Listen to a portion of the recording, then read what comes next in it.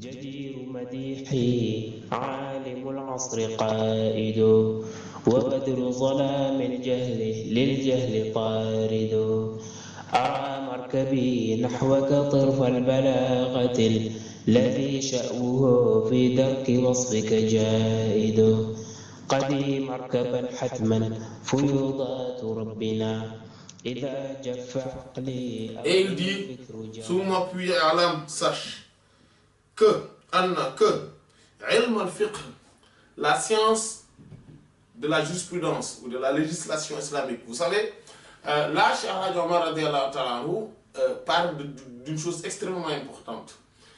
Parce qu'il a rapporté beaucoup de paroles des saints, il a fait ses analyses pertinentes sur cette question ou cette problématique de la dénégation et de la contradiction vis-à-vis des saints. Seulement, là, il est en train de revenir sur un point essentiel. Parce qu'on voit que la plupart du temps, il y a ceux qui ont appris, ceux qui sont des étudiants, qui ont fréquenté les écoles et ont fréquenté les livres, souvent, s'ils ne sont pas dans une certaine spiritualité, sont tentés à être dans la dénégation des saints. Voilà. Parce que aussi, il avait dit, parce que parfois, il y a plusieurs raisons. Il y a le fait de voir que ceux qui se réclament de la sainteté, ou plutôt de leur voix, parfois ne se conforment pas à la voix, à la réalité de ces voix, et qu'il y en a de plus en plus.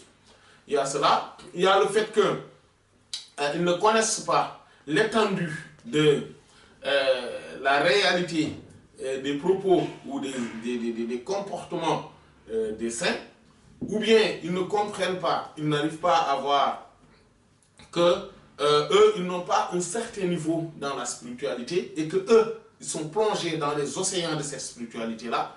Et donc, tout cela fait que il est difficile à quelqu'un qui a appris, ou bien plutôt a fréquenté les livres, les écoles, sans fréquenter les maîtres éducateurs, ceux qui sont dotés d'une moralité éminente, et ceux qui sont dotés également, ou voilà, qui sont doués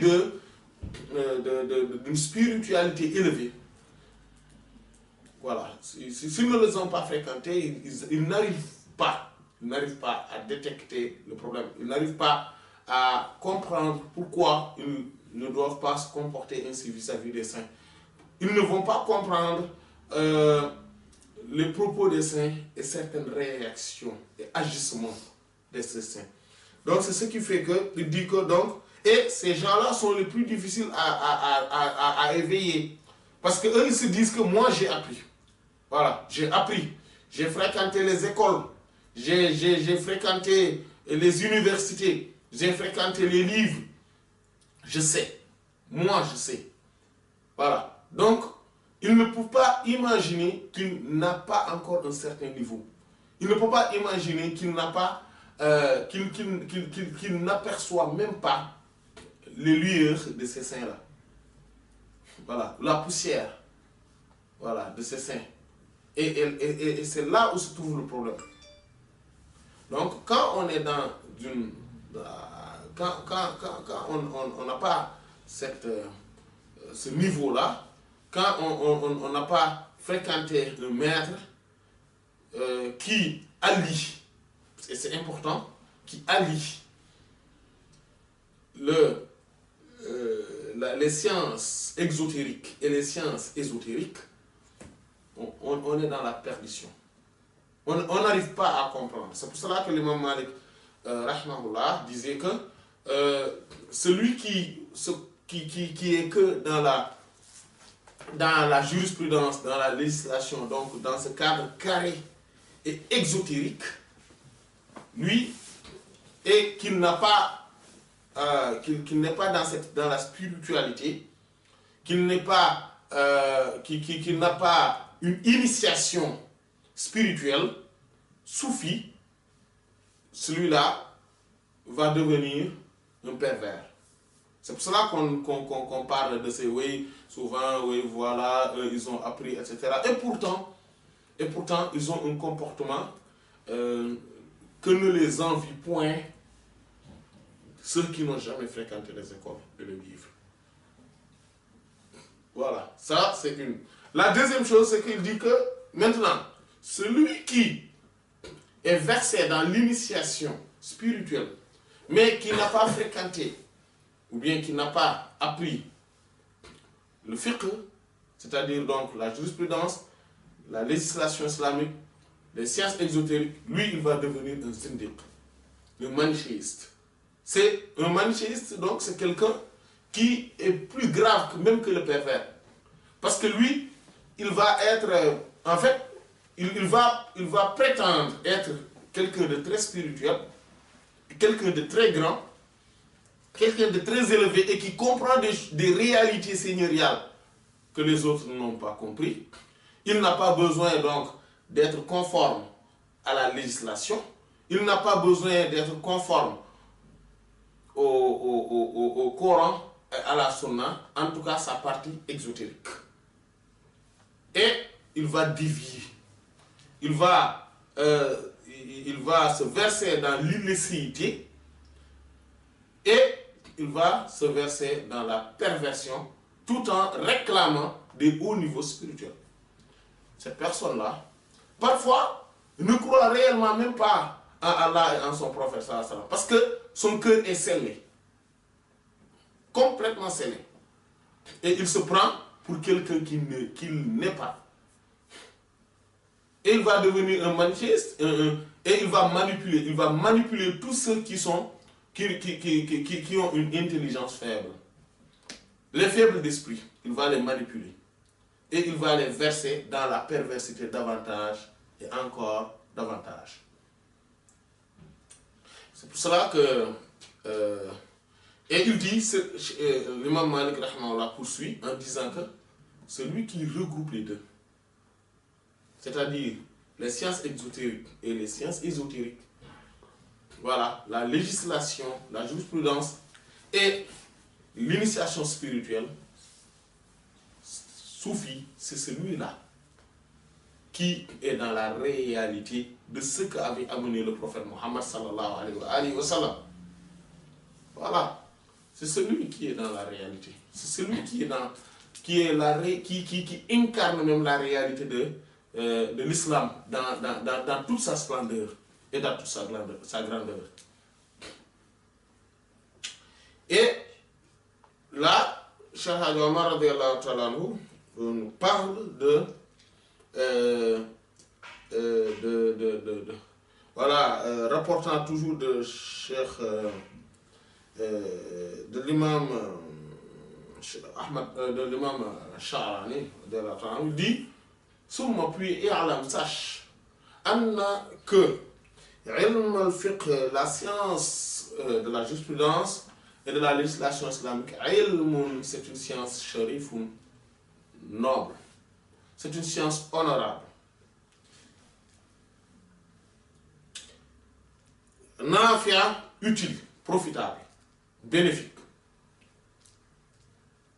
Illa, sauf que at-tawaqquf ma'ahu, le fait de se lier, d'être dans cette science-là, de se lier à cette science-là, le fait de se plonger dans cette science-là, ma'a wujud al-inkar, avec l'existence de la dénégation et de la contradiction, c'est-à-dire le fait d'être dans cette science, de verser dans cette science, et être toujours dans la contradiction, dans la dénégation, yadurru, nuit, sahibahu, son détenteur, son possesseur, dararan, d'une nuisance aziman, énorme. Il va le nuire énormément. Voilà. Kama taqaddam, comme cela a été dit précédemment. Parce que aussi, quelqu'un qui est dans cette dénégation-là, c'est le savant, si on peut s'exprimer ainsi, il a lu les livres, il a fréquenté les écoles, il a fréquenté des professeurs, etc. Donc il connaît quelque chose. Il se dit que oui, moi, je peux me permettre de dénigrer. Je peux me permettre de dénigrer. Sauf que il va dénigrer surtout les saints, les grands saints, et qu'on sache que dont la sainteté n'est plus approuvée. Voilà. Ils se permettent de le dénigrer. Et que ça va être d'une nuisance énorme sur lui. Comme cela a été dit précédemment. Parce que nous l'avions vu précédemment. Lorsque il dit que Cheikh Aboul Mawahib Shazili, radiyallahu ta'ala anhu, qui est un grand faqih shafi'i, voyait le prophète sallallahu alayhi wa sallam en rêve, et souvent, et qu'à un moment donné, il ne le voyait plus. Et un jour, quand il l'a revu, il lui a dit: oh prophète sallallahu alayhi wa sallam, pourquoi je ne vous vois plus? Il dit que non, parce que c'est le fait que tu étais en train d'apprendre, d'enseigner le fiqh, c'est à cause de cela. Il a dit: mais ce n'est pas ta charia, ça. Ce n'est pas votre charia. Il dit: si. Mais cela demande des convenances. Cela demande des règles de bienséance. Quand on parle des grands imams, il dit que l'imam tel a dit ceci, ou l'imam tel a tel avis, il ne faut pas dire: mais c'est pas vrai. Il ne faut pas dire: mais c'est faux.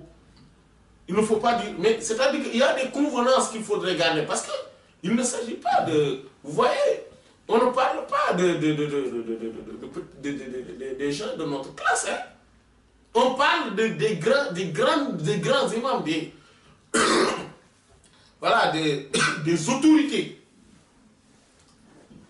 au vrai sens du terme. Voilà, et qui sont des autorités non seulement internationales, mais qui traversent les époques. Et ça, c'est important. C'est très important de leur donner donc voilà, la valeur qu'il faut, le respect qu'il faut par rapport vis-à-vis des savants, le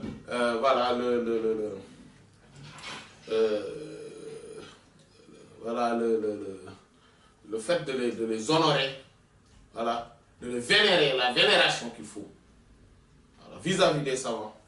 Et ça, beaucoup n'ont pas cette mentalité-là. Quand ils parlent des savants, c'est comme s'ils parlaient à monsieur tout le monde. Pour eux, comme on peut dire, le politicien tel a dit telle chose, etc., l'autre lui a répondu telle chose, en fait, ils se comportent de la même manière quand ils parlent des religieux. Il a dit telle chose et l'autre lui a répondu telle chose. Ou il a dit telle chose et l'autre n'était pas d'accord sur cet avis. Il a dit telle chose. Déjà, vis-à-vis des politiques, on voit le résultat que cela a amené, c'est-à-dire une semi-anarchie. Voilà.